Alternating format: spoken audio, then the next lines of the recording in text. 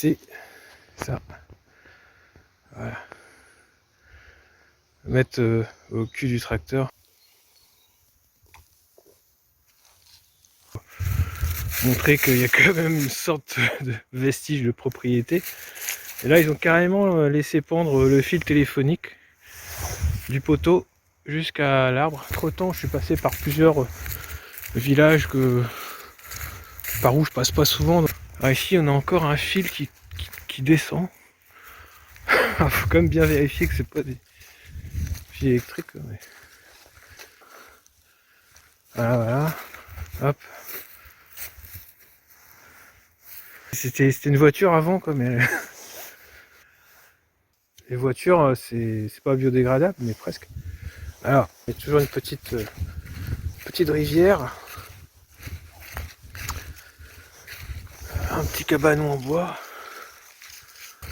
Donc, je découvre ici, hein, je découvre. Il y a une autre voiture. C'est pareil, hein, c'est des voitures des années 70 à peu près. Voilà. Donc au fond là-bas, il y a un petit pont en bois. Je vais zoomer. Voilà. J'y suis allé tout à l'heure, c'est un pont récent. Hein. Les ambiances sont très variables hein, quand on fait l'urbex. Il y a des trucs vraiment glauques et puis il y en a d'autres. Voilà, on se sent pas trop mal ici, ça va.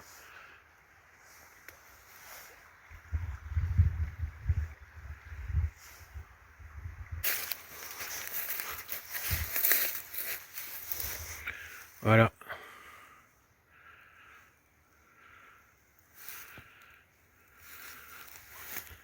Bon, à plus tard.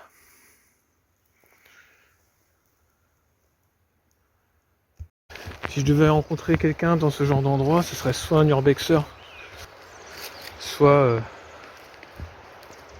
un serial killer, je sais pas. C'est... Alors n'oubliez pas en urbex quand vous partez faire un tour comme ça, une petite sortie urbex, n'oubliez pas de prendre des petits vêtements supplémentaires, ça peut servir.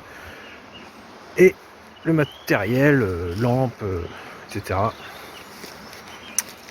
C'était une petite parenthèse.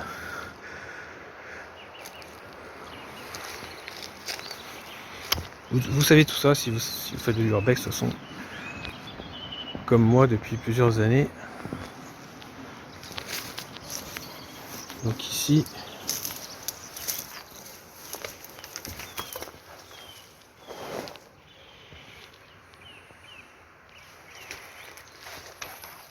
Ok. Je me rends compte que ça rend bien sur le téléphone. En fait, c'est marrant, les smartphones maintenant comment ça filme vraiment. Ça filme vraiment bien. Parce qu'on voit mieux pratiquement qu'à l'œil nu quoi. Quand c'est dans l'ombre comme ça, c'est assez efficace. Donc là, on se rend compte qu'il n'y a rien d'intéressant. Hein. L'urbex, c'est pas la chasse au trésor en toute façon. C'est juste visiter des lieux abandonnés dans leur jus.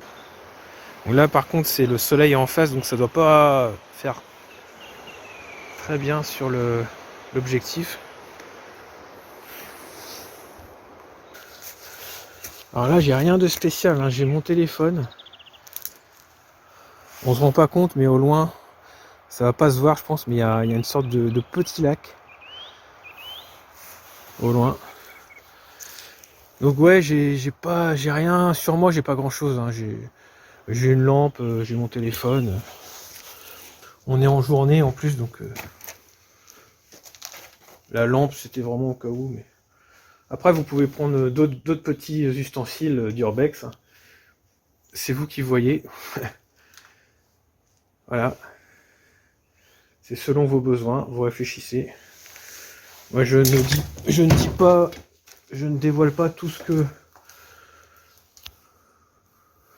les moyens que j'utilise en urbex, que ce soit pour identifier des endroits ou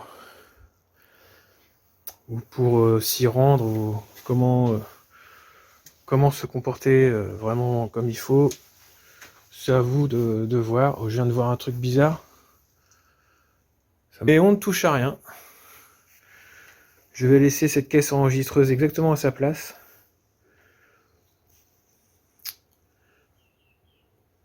Tant pis, je ne verrai pas toute la décoration magnifique de cette lunette de chien. Donc ici, le petit hangar encore là. Alors, nous continuons la petite avancée. Et voilà, les voitures, le garage. Ça a la plus grande valeur, je pense. Voilà. Ici, les charrues. Ici, hein, comme celle que j'ai vue au bord de la route tout à l'heure. Voilà. Ça aussi, c'est des pièces de collection, je pense. Une sorte de herse, là, je sais pas. C'est la faux de l'encou, peut-être un peu modernisé. Yann, t'as vraiment beaucoup d'humour. Donc ici, nous avons également une Peugeot. Et une caravane juste derrière. Donc voilà, la Renault. Alors c'est quoi? C'est une Renault quoi? Renault 12 ou je sais pas. Matriculation. Là, celle-là, je sais pas si c'est une 205 ou. Bon, c'est bien, ça se casse pas la gueule.